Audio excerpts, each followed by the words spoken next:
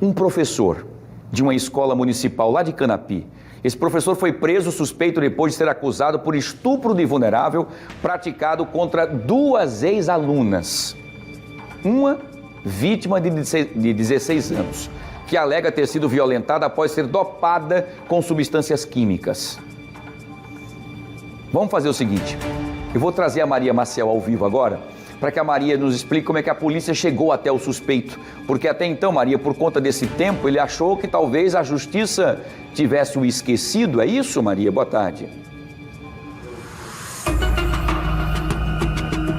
Boa tarde, Wilson. Olha, na verdade, esse homem, né, que usou aí desse poder, né, das ameaças, né, que ele fazia para essa adolescente, ele achou que ela nunca diria nada, né? Porque essa adolescente é de 16 anos, que o estupro ocorreu em maio de 2023, né? Ficou comprovado, ela fez todos os procedimentos, ela só não tinha dito quem era o autor. Ela sabia, só que não disse nada, ficou calada justamente por medo, porque além de professor, esse homem era casado, tem um parentesco com a família, né? Era casado com a prima, e ela ficou quietinha ali, sofreu calada, tudo isso, ainda tendo esse convívio, e só depois que apareceu então essa outra vítima é que ela tomou coragem para denunciar. E que em todos os detalhes, né, dessa investigação e também dessa prisão é o delegado Daniel Maier, que está aqui do meu lado para falar sobre isso. Delegado, essa adolescente sofreu muito, né, todo esse tempo, né,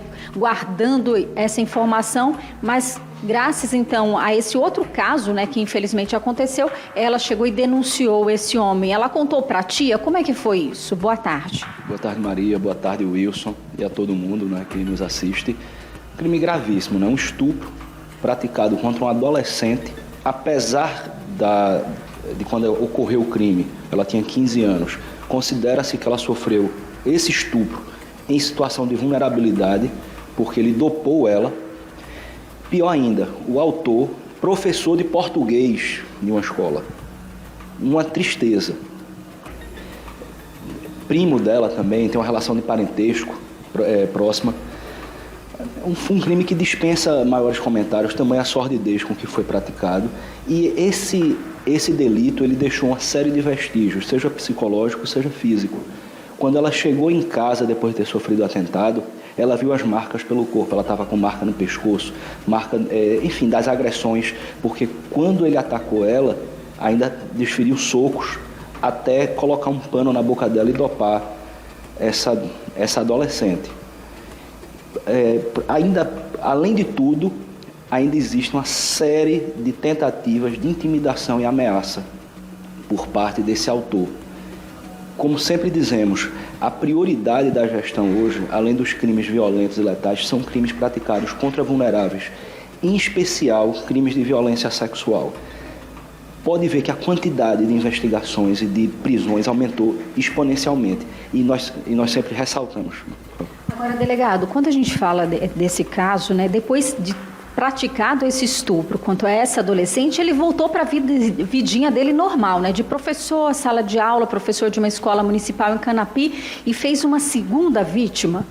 Sim, e não só tentou voltar, né, para a vida comum dele, para a vida natural, como além de intimidar a adolescente, ainda dizia que ia pegar ela novamente. Termos são esses mesmos, é esse mesmo. Ainda ia pegar ela mais uma vez. Ela, intimidada, com medo porque estava sofrendo diversas ameaças contra a vida, retraiu-se. De forma introspectiva, reservou tudo para ela mesma. Imagina o sofrimento que ela sofreu, que ela passou, né? Até que ela soube que uma menina de 11 anos, caso que está sendo investigado, inclusive, neste momento, pela Delegacia de Polícia Civil, teria sido vítima também.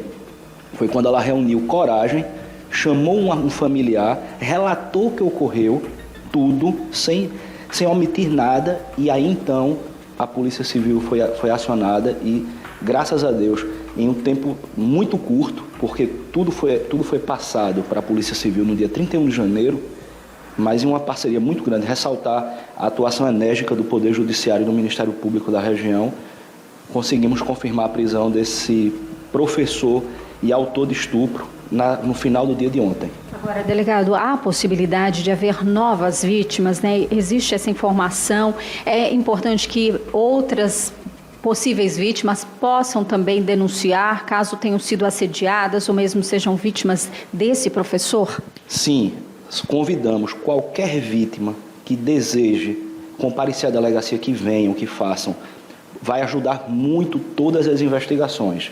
E é um caso tão sórdido, um professor, que nós pedimos encarecidamente que vítimas venham, mas não só vítimas, testemunhas, pessoas que testemunharam qualquer atitude dele, compareçam para auxiliar a Polícia Civil nesse trabalho tão relevante. E falamos sempre, o autor de estupros é alguém do círculo social da vítima. Famílias, tenham atenção com todas as suas crianças e adolescentes. Atenção fora de casa e dentro de casa. Ter cuidado é essencial. Agora, ele prestou depoimento, ele negou o crime, o que foi que ele disse? Não, ele diz que é uma invenção, né, que permanece em silêncio. Paciência é uma prerrogativa de defesa, né? A Polícia Civil está aí para cumprir a lei, só que os elementos informativos, as provas, são muito fortes e o relato da vítima é de chocar e causar uma tristeza absoluta.